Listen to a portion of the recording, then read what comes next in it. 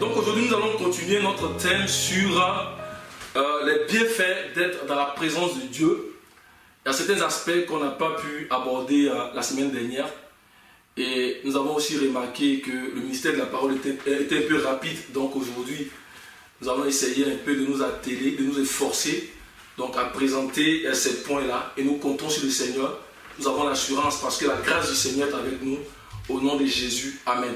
Alléluia. Et donc, nous avons dit que le Saint-Esprit, qui est aussi appelé la puissance glorieuse du Seigneur, si nous nous rappelons, selon Colossiens chapitre 1, verset 11, donc la puissance de la gloire, la puissance glorieuse du Seigneur, qui est aussi appelée la divine puissance de Dieu, a été donnée comme don à l'Église. Donc le Saint-Esprit, c'est le don que Dieu a fait à l'Église après l'élévation de Christ dans toute sa gloire. Alléluia. Et souvenons-nous que dans Jean chapitre 16, le Seigneur était en train d'annoncer à ses disciples à son départ. Donc il annonçait sa mort à ses disciples. Alléluia. Et nous avons vu qu'ils étaient dans une grande tristesse. Ils étaient dans une grande tristesse parce que le Seigneur était comme leur force. Le Seigneur était leur berger alors qu'il était encore dans sa chair. Alléluia. Il était comme leur berger, il était comme leur force. Et quand il a commencé à leur annoncer ces choses-là, ils sont tombés dans une grande tristesse. Et le Seigneur va leur dire une parole très forte. Il va dire, je vous dis la vérité. Alléluia. Il dit qu'il est préférable que je m'en aille. Je vous dis la vérité. Il est préférable que je m'en aille. Parce que si je ne m'en vais pas, le consolateur ne viendra pas. Mais il dit, si je m'en vais, je vous l'enverrai. Alléluia. Je vous l'enverrai. Et ça, c'est une promesse que le Seigneur a faite. Et nous voyons que 10 jours après son élévation dans toute la gloire, le Saint-Esprit a été déversé sur toute l'église du Seigneur. Alléluia. Et sa mission maintenant, c'est de prendre l'église aussi et de lever l'église dans la gloire de Christ. Alléluia. Pour atteindre la gloire de Christ. En permettant aussi à l'église d'expérimenter tous les attributs que le Seigneur lui-même a expérimentés dans son corps. Tous les attributs du Père qu'il a expérimentés dans son corps. Donc c'est ce que fait le Saint-Esprit. Il nous conduit dans toute la gloire. Alléluia. En nous permettant d'expérimenter tous les attributs de Dieu. Les mêmes attributs que le Seigneur a expérimentés. Alléluia. C'est pour ça que la Bible dit que le Saint-Esprit par lequel nous avons été scellés pour le jour de la rédemption.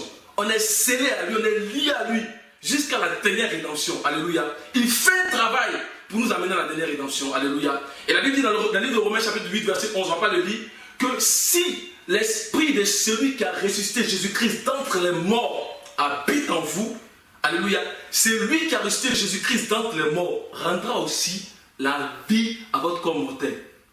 Amen. Donc dans la vie, mais il nous vivifie chaque jour. Il nous élève en Christ. Alléluia. Il nous élève dans la gloire de Christ. Amen. Et dans Jean chapitre 16, on voit cette grande mission que le Saint-Esprit est venu opérer. Alléluia. On va aller dans Jean chapitre 16. Alléluia. Jean chapitre 16. On va lire le verset 13. Le verset 12 au verset 13. J'ai encore beaucoup de choses à vous dire, mais vous ne pourrez pas les porter maintenant.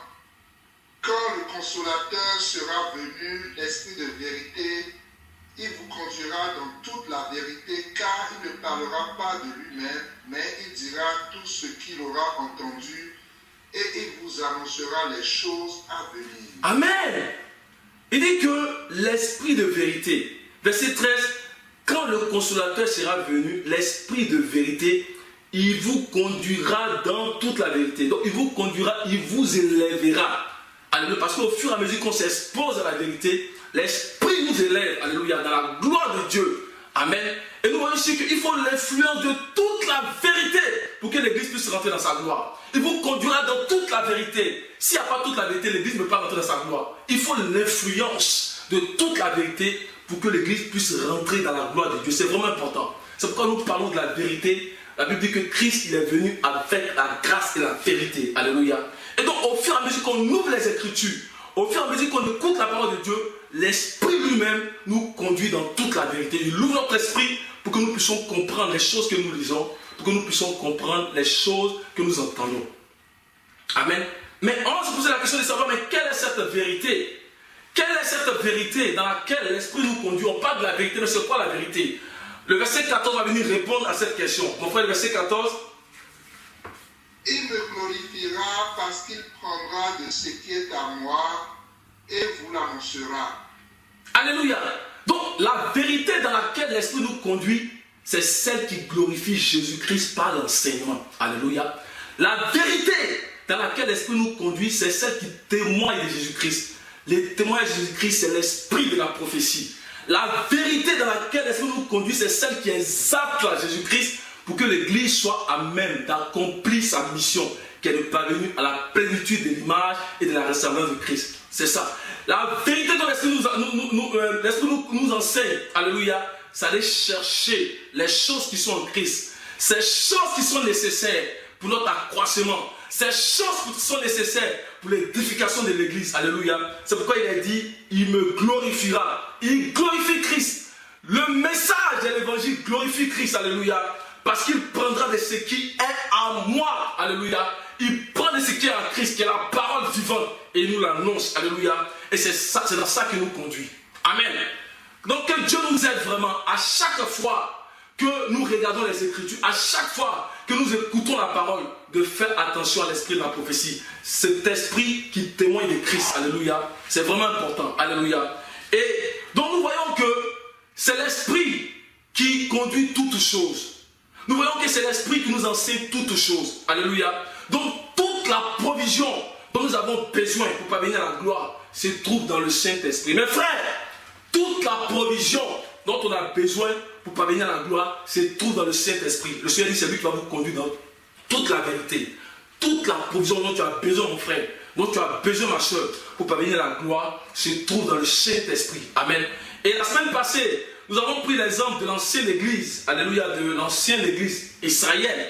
Nous avons vu que Israël avait fait 400 années en Égypte. Donc sur la charge, alléluia, donc sur la domination du Pharaon. Et le Seigneur a envoyé Moïse, qui est une préfiguration de Christ. Alléluia, pour venir délivrer le peuple d'Israël. Alléluia. Et lorsque Moïse va venir, c'est à la 10e plaie qui nous parle de la Pâque. Amen. La Pâque, c'est la fête de la délivrance. À la 10e plaie que le Seigneur va délivrer le peuple d'Israël. Et nous voyons que déjà en Égypte, Dieu est venu devant le peuple d'Israël dans une colonne de feu pour leur permettre de marcher donc la nuit, et dans une colonne de nuée pour leur permettre de marcher le jour. C'est glorieux. Et le jour où on va entamer le message, un message que je suis en train de préparer en ce moment, sur comprendre la bonne façon de vivre en Christ. Nous allons voir à l'image du peuple d'Israël comment aujourd'hui le peuple de Dieu très souvent ne comprend pas la gloire de la nuée. Et quand on ne comprend pas la gloire de la nuée, c'est grave, parce que ça nous fait tourner. Amen. Israël avait toute la provision dans la colonne de feu et dans la colonne de nuée pour leur permettre de vaincre les Égyptiens et pour leur permettre de traverser le désert. Alléluia. Ils avaient toute la provision. Mais parce qu'ils ne comprenaient pas la gloire de cette colonne de feu et de cette colonne de nuée, quand les Égyptiens ont commencé à arriver, ils ont commencé à avoir peur. Aujourd'hui, c'est pareil pour nous. Parce qu'on ne comprend pas la gloire de cette nuée. La Bible dit que par la Pâque, le Seigneur est venu pour nous délivrer. Dans Jean 1, verset 29, il a dit, voici l'agneau de Dieu qui ôte le péché du monde. Il est venu par la Pâque, il nous a délivrés. Et après, il nous a donné le Saint-Esprit par la Pentecôte. Donc, toute la provision, mes frères, dont nous avons besoin pour traverser le désert, se trouve dans le Saint-Esprit. Toute la provision se trouve dans le Saint-Esprit. Et des gens comme Josué et comme Caleb, qui ont fait confiance au Saint-Esprit, ont passé par le désert et sont arrivés à Canaan. De même aujourd'hui aussi, si nous faisons confiance au Saint-Esprit, parce que toute la provision en lui, nous allons traverser le désert et nous allons arriver à Canaan. Alléluia. Toute la provision se trouve dans le Saint-Esprit. On va encore relire le passage de 2 Pierre, chapitre 1, pour voir que toute la provision se trouve dans le Saint-Esprit. Amen. Donc quand on ne comprend pas que la gloire de la nuit, on tombe, on se relève. On tombe, on se relève, on tombe bas, on se relève encore. On tombe bas, on se relève. Mais il y a une nouvelle façon de vivre. Il y a une nouvelle manière de vivre, mes frères. Cette nouvelle manière de vivre, c'est de s'attacher à l'esprit, c'est de faire confiance à l'esprit. C'est de savoir utiliser la provision qui se trouve dans le Saint-Esprit. Alléluia. Et nous prions que le Seigneur nous aide à pouvoir nous accaparer de cette provision qui va nous élever en Christ. Alléluia. Donc on va regarder assez rapidement dans 2 Pierre chapitre 1. 2 Pierre 1. Donc nous rappelons certaines choses avant de continuer. 2 Pierre 1. En fait, je vais aller du verset 1 au verset 3, s'il te plaît. Simon Pierre, serviteur et apôtre de Jésus, à ceux qui ont reçu en partage une foi du même prix que la nôtre, par la justice de notre Dieu, du Sauveur Jésus-Christ.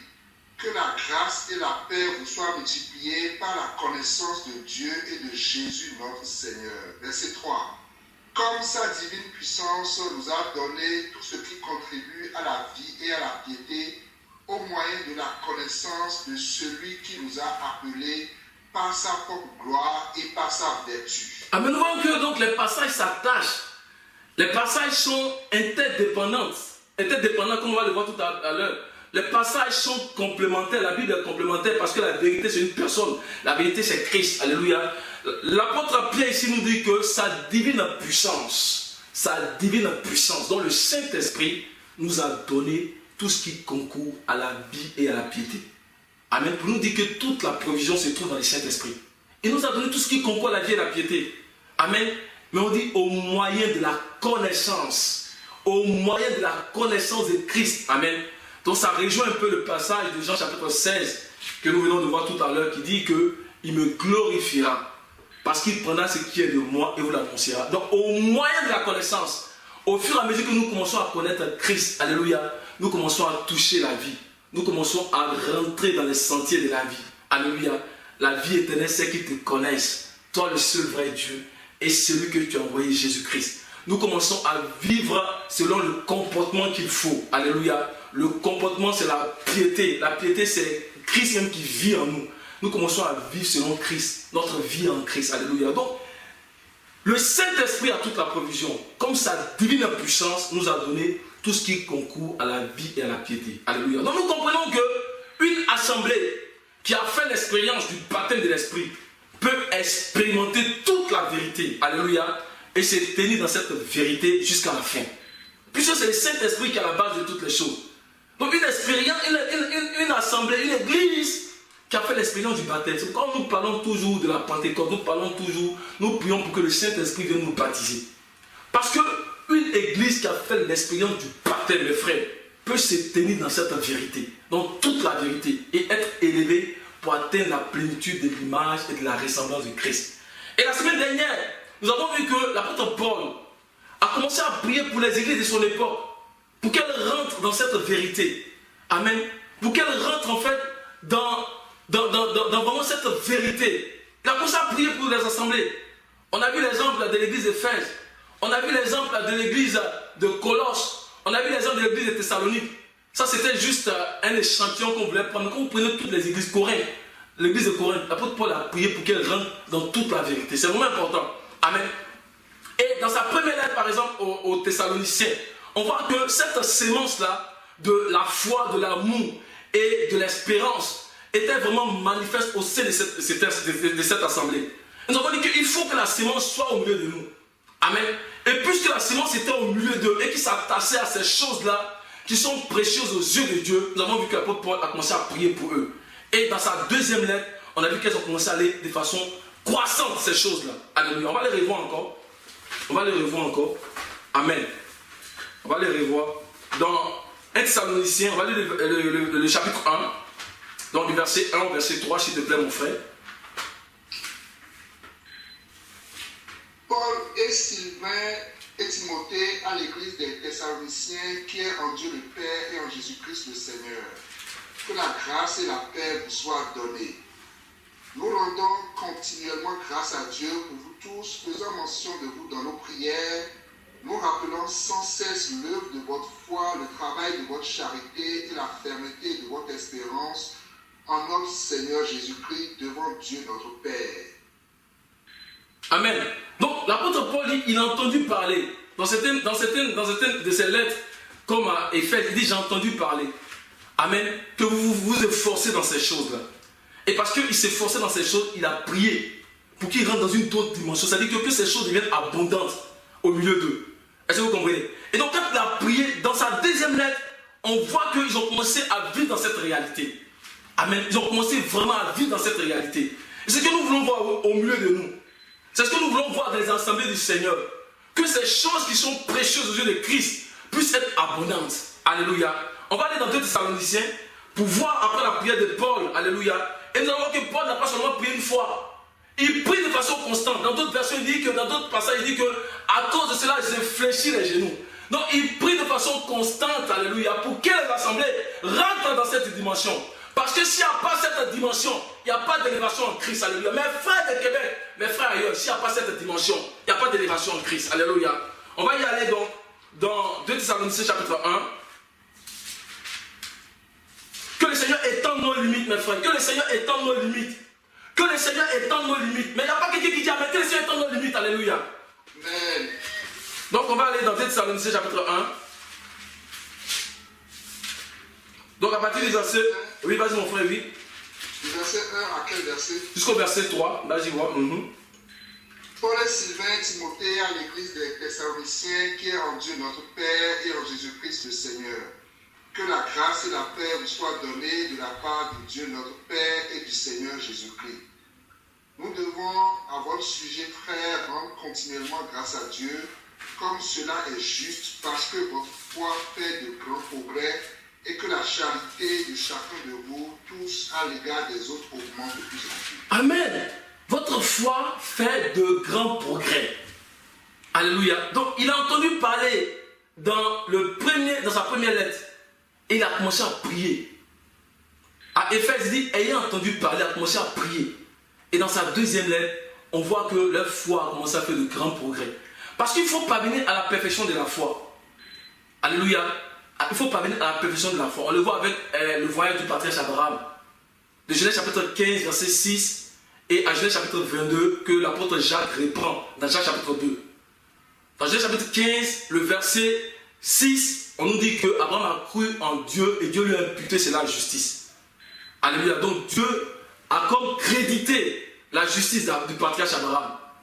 Mais la foi appelle la justice. La justice nous élève encore dans la foi. Et la foi appelle la justice. Et au chapitre 22, Abraham a réalisé cet acte-là. Alléluia. Que Dieu allait faire dans les temps à venir.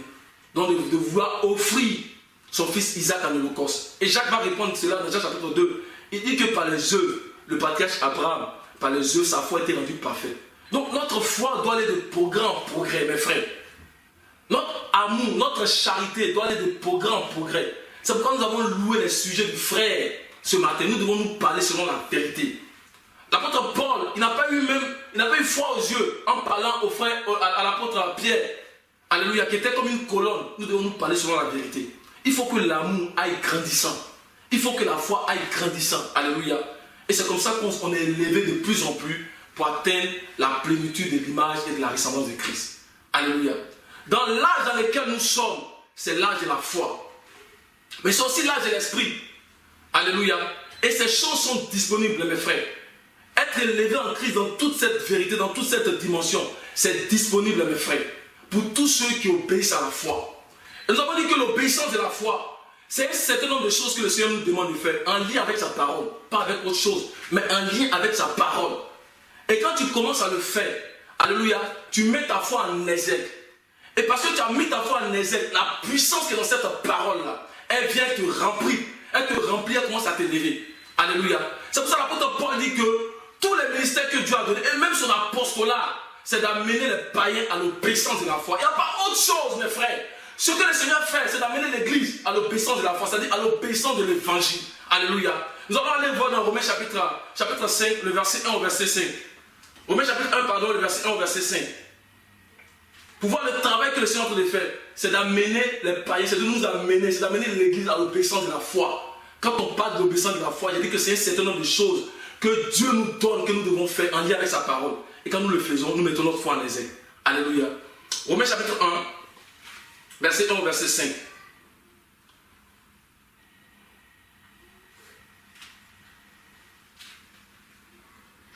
Paul, serviteur de Jésus-Christ, appelé à être apôtre et mis à part pour annoncer l'évangile de Dieu, qui avait été promis auparavant de la part de Dieu par ses prophètes dans les Saintes Écritures, et qui concerne son fils, né de la postérité de David selon la chair, et déclaré fils de Dieu avec puissance selon l'esprit de sainteté, par sa résurrection d'entre les morts, Jésus-Christ notre Seigneur, par qui nous avons reçu la grâce et l'apostolat pour amener en son nom à l'obéissance de la foi les païens. Amen. Donc pour amener en son nom à l'obéissance de la foi tous les païens. C'est le travail que le Seigneur est en train de faire. Donc l'obéissance de la foi, c'est un certain nombre de choses que Dieu nous demande de faire. Je répète tantôt, en lien avec les Écritures. Et quand on commence à mettre ces choses en pratique, on met notre foi en exergue. Alléluia. Et dans Ésaïe 53, le verset 1, que l'apôtre Paul va reprendre après dans Romains chapitre 10, verset 16. On va lire d'abord Ésaïe 53, verset 1. Alléluia. Que Dieu nous aide vraiment, que Dieu aide l'église de Québec, que Dieu aide tous ceux qui nous écoutent à parvenir à l'obéissance de la foi, à l'obéissance de l'évangile. Alléluia. Parce que c'est par l'évangile qu'il a mis en évidence la vie et l'immortalité, c'est-à-dire la victoire au nom de Jésus. Alléluia. Ésaïe 53, verset 1. Qui a cru à ce qui nous était annoncé, qui a reconnu le bras de l'Éternel. Amen. Et ça, l'apôtre Paul va le reprendre dans Romains chapitre 10. Tu vas lire à partir du verset 10 au verset 16. Mais c'est le verset 16 qui m'intéresse, mais je vais prendre quelques bouts dans les passages qui viennent avant. Amen. Romains 10, verset 16. Verset 10 au verset 16, s'il te plaît, mon frère. Car c'est en croyant du cœur qu'on parvient à la justice. Si tu peux remonter un peu, mon frère.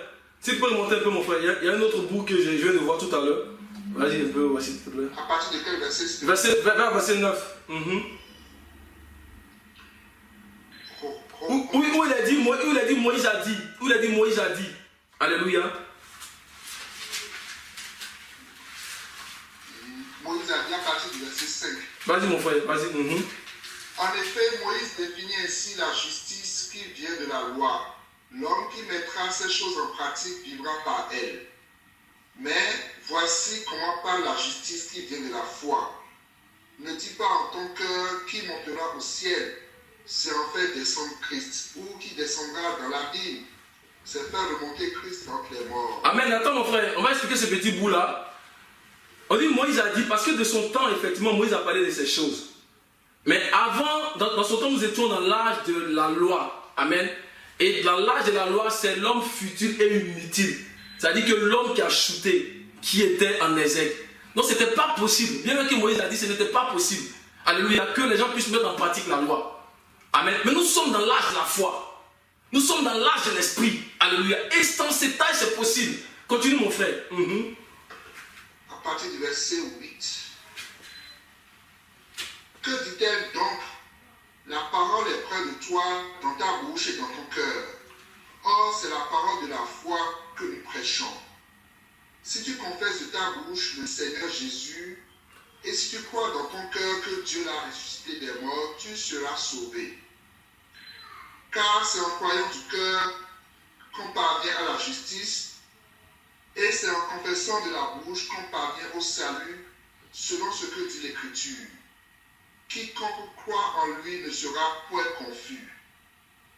Il n'y a aucune différence en effet entre le juif et le grec, puisqu'ils ont tous un même Seigneur qui est riche pour tous ceux qui l'invoquent. Amen.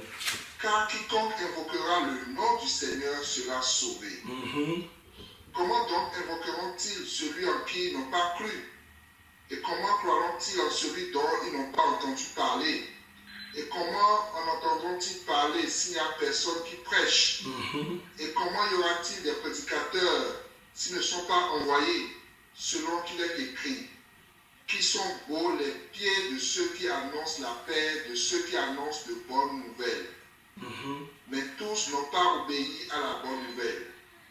Aussi Ésaïe dit-il, Seigneur, qui a cru à notre prédication. Alléluia. Donc l'apôtre Paul ici reprend le passage d'Ésaïe 53 verset 1 et il dit que qui a cru à notre prédication.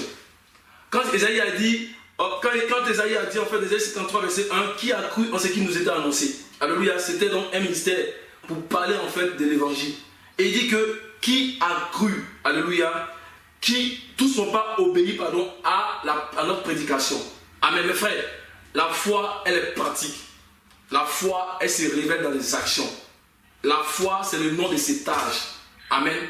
Le nom de cet âge, c'est la foi. On a dit la dernière fois que la foi, elle est masculine, elle est puissante. La foi, elle est conquérante, elle est active. La foi, elle ne regarde pas aux choses physiques. Alléluia. Mais elle obéit. Amen. Et nous prions que le Seigneur lui-même nous révèle en fait le A, le B, le C, jusqu'au Z de la foi. Alléluia. Donc on voit que la foi et l'esprit sont liés. Pour dire que les choses que la foi fait en nous ne sont pas du domaine de la chair. Alléluia. Moïse a dit, mais ça ne veut pas être du domaine de la chair, c'est du domaine de l'esprit. Les choses que réalise la foi en nous, c'est du domaine de l'esprit. Alléluia. Et la dernière fois, nous avons lu dans Ephésiens chapitre 3 pour parler de cela. Ephésiens 3, à partir du verset 14, verset 18. Donc, autant on est attaché à l'esprit, l'esprit va nous conduire dans les dimensions de la foi. Amen. Parce que les choses que font en nous la foi, c'est l'esprit. La foi en nous à cause de l'esprit. On va le voir tout à l'heure dans ce passage-là. La foi vient en nous à cause de l'esprit. Autant tu es attaché à l'esprit, tu vis dans les domaines de la foi. Tu es élevé dans les hauteurs de la foi. Alléluia. L'affection de la chair, c'est la mort. Mais l'affection de l'esprit, c'est la vie éternelle en Jésus-Christ. Quand tu es attaché à l'esprit, il y a la vie en toi. Parce que tu mets ta foi dans la parole de Dieu. Et la puissance de cette parole vient te remplir. Alléluia. Et tu es ferme en Christ. Amen. Donc on va lire cela dans Romains. J'avais dit quoi dans Ephésiens chapitre 3, à partir du verset 14, verset 18. Ephésiens 3, à partir du verset 14. Oui. À cause de cela, je fléchis les genoux devant le Père, duquel tire son nom toute famille dans les cieux et sur la terre, afin qu'il nous donne, selon la richesse de sa gloire, d'être puissamment fortifiés par son esprit dans l'homme intérieur, en sorte que Christ habite dans vos cœurs par la foi, afin qu'étant enracinés et fondés dans l'amour, vous puissiez comprendre avec tous les saints quelle est la largeur, la longueur, la profondeur et la hauteur. Amen. Mon frère, toi tu as lu, on dit quoi? Que Christ doit venir habiter dans notre cœur par quoi? Comment il va habiter dans notre cœur? Par la foi. C'est par la foi, merci mon frère. Donc le passage est en train de nous dire que la force, toute la force, on dit d'être puissamment fortifié. Donc tout part de l'esprit. C'est l'esprit qui nous fortifie, mes frères. L'apôtre Paul dit qu'il fléchit les genoux pour que l'assemblée d'Éphèse soit puissamment fortifiée par toute la force. Parce que c'est cette force qui va produire en nous la foi. Alléluia. Et la foi va faire que Christ va venir habiter en eux. Amen. Donc nous comprenons l'importance de la foi. Mes frères, on ne joue pas avec la foi. Aujourd'hui, les gens utilisent la foi pour servir leur ventre. Non, faisons attention. La foi, ce n'est pas pour servir le ventre. La foi, c'est pour parvenir à la plénitude de la vie. Alléluia. Que le Seigneur nous aide. Alléluia. Donc, que Christ habite en vous par la foi. Amen. Mais le Christ qui va habiter en nous par la foi, il faut qu'il grandisse. Il faut qu'il grandisse. Amen. Parce que la Bible dit que Christ en nous, c'est l'espérance de la gloire. Mais Christ qui grandit en nous, c'est lui qui devient l'espérance de la gloire. Alléluia. Et l'apôtre Paul dit, mes enfants, pour qui je souffre les douleurs de l'enfantement, jusqu'à ce que Christ soit formé en vous. Donc Christ habite, quand on met notre foi dans la parole, il vient habiter en nous. Mais il faut qu'il grandisse. Mais comment est-ce qu'il va grandir? La Bible dit qu'il est le consommateur de la foi. Alléluia. Donc il se nourrit par la foi. Alléluia. Il se nourrit par la foi. Il est le consommateur de la foi. Pour dire qu'autant on met notre foi encore dans la parole de Dieu, le Christ qui est en nous là, il mange la parole. Et il grandit par la parole. Il grandit par la parole. Jusqu'à ce qu'il parvienne à la plénitude de la vie. Donc la foi est importante. Mes frères, la foi est importante. La foi, ce n'est pas du jeu. Alléluia. C'est pourquoi on doit avoir la foi. Et le Seigneur dit que quand le Fils de l'homme viendra, est-ce qu'il va trouver encore des gens sur la foi? La dernière fois, on a vu dans 1 Corinthiens 13. Mes frères, on va encore relire ça, 1 Corinthiens 13. Mes frères, la foi est vraiment importante. La foi est vraiment importante. Amen. Donc on peut que le Seigneur nous donne en fait tous les aspects de la foi. Alléluia. C'est ça qui va nous faire rentrer. Pour nous qui avons cru, nous rentrons dans son repos. Pour nous, pas pour nous qui croyons, mais qui avons déjà cru. Pour nous qui avons cru maintenant, nous rentrons dans son repos. Nous rentrons dans son repos et nous élève dans le repos jusqu'à la plénitude de son image et de sa ressemblance. Alléluia. 1 Corinthiens 13, on va lire du verset 1 au verset 2. À partir de quel verset? Verset 1 au verset 2, s'il te plaît mon frère. Quand je parlerai les langues des hommes et des anges, si je n'ai pas la charité, je suis un airain qui résonne ou une cymbale qui retentit. Et quand j'aurai le don de prophétie, la science de tous les mystères, de toute la connaissance, quand j'aurai même toute la foi jusqu'à transporter les montagnes, si je n'ai pas la charité, je ne suis rien. Amen. Donc la foi transporte toutes les montagnes. La dernière fois, j'ai oublié de dire que les montagnes, c'est tout ce qui s'oppose aussi au règne de Dieu dans ta vie, mon frère. Les montagnes là, c'est tout ce qui s'oppose à l'élévation de Christ dans ta vie. Tout ce qui empêche Christ de grandir dans ta vie, ce sont les montagnes. Mais la Bible dit que si tu mets ta foi en lui, tu vas les transporter. Alléluia. Par la parole, tu vas les transporter. Alléluia. Donc la porte de l'entrée, c'est la foi. La porte d'entrée, c'est la foi. À tous ceux qui l'ont reçu, à tous ceux qui croient en son nom, il leur a donné le pouvoir. Qui l'ont reçu et qui croient. Abraham a cru et Dieu lui a imputé cela à justice. Donc il fallait que l'apôtre Paul prie pour les assemblées pour que leur foi fasse de progrès. Alléluia. Mais ce n'est pas seulement la foi. Mon frère va retourner dans Éphésiens. Parce que donc le point de départ, c'est l'esprit. C'est-à-dire s'attacher à l'esprit. Et l'esprit va puissamment nous fortifier. Et quand nous fortifie, la foi vient habiter en nous. Mais l'esprit va continuer à faire un travail. Parce que la foi établie en nous, il va continuer à faire un travail au niveau des autres aussi éléments qui sont importants aux yeux du Seigneur. Dont l'amour, dont l'espérance. L'espérance vivante. Cette espérance, si tu ne la vois pas, tu ne peux pas y accéder. Alléluia. Voyez quel amour. Dans le grec, c'est eido. Voyez, comprenez que le Seigneur amène les choses cachées à la lumière pour que vous puissiez voir. Parce que si tu ne vois pas, tu ne peux pas la comprendre. Parce que l'espérance, c'est le fait d'être réuni avec Christ lors de sa manifestation des temps à venir. D'être réuni avec Christ dans toute sa gloire. Mais il faut comprendre. Il faut comprendre. On dit quiconque a cette espérance se purifie. Mais si tu n'as pas cette espérance, comment tu peux te purifier? C'est parce que tu vois que tu te purifies. Mais c'est l'esprit qui fait ces choses. Éphésiens 3, on va le lire encore à partir du verset 14. Et on va voir qu'au-delà de la foi, il va nous enraciner dans l'amour. Il va nous ouvrir la compréhension. Donc la force qui vient en nous là, elle établit la foi en nous. C'est elle qui fait que notre amour devient parfait en Christ. Elle nous enracine dans l'amour. Alléluia. Et elle nous aide encore à augmenter dans la compréhension de Christ jusqu'à ce qu'on arrive à la plénitude. On va voir le cheminement. Donc dans Éphésiens, mon frère, que le Seigneur te bénisse. Alléluia. Éphésiens. En de cela, je fléchis les genoux devant le Père, duquel tire son nom, toute famille dans les cieux, sur la terre, afin qu'il vous donne, selon la richesse de sa gloire, d'être puissamment fortifié par son esprit dans l'homme intérieur, en sorte que Christ habite dans vos cœurs par la foi, afin qu'étant enraciné et fondé dans l'amour, vous puissiez comprendre avec tous les saints quelle est la largeur, la longueur, la profondeur et la hauteur, et connaître l'amour de Christ qui surpasse toute connaissance, en sorte que vous soyez remplis jusqu'à toute la plénitude de Dieu. Amen. Donc on voit que la foi est nécessaire, mais l'esprit qui fortifie est le point de départ. Donc l'esprit nous fortifie de toute la force et la foi vient habiter en nous. Alléluia. Et quand la foi habite en nous, on dit que ce qu'il va faire, l'esprit va, par sa force en nous là, il va aussi enraciner l'amour en nous. Alléluia. Il va enraciner et il va fonder. On dit que vous soyez établis et fondés. Sinon enracinés et fondés dans l'amour. Amen. Et après, il nous a dit, à partir du verset 3, excusez-moi, je ne sais pas là-bas. Donc, à partir du verset... à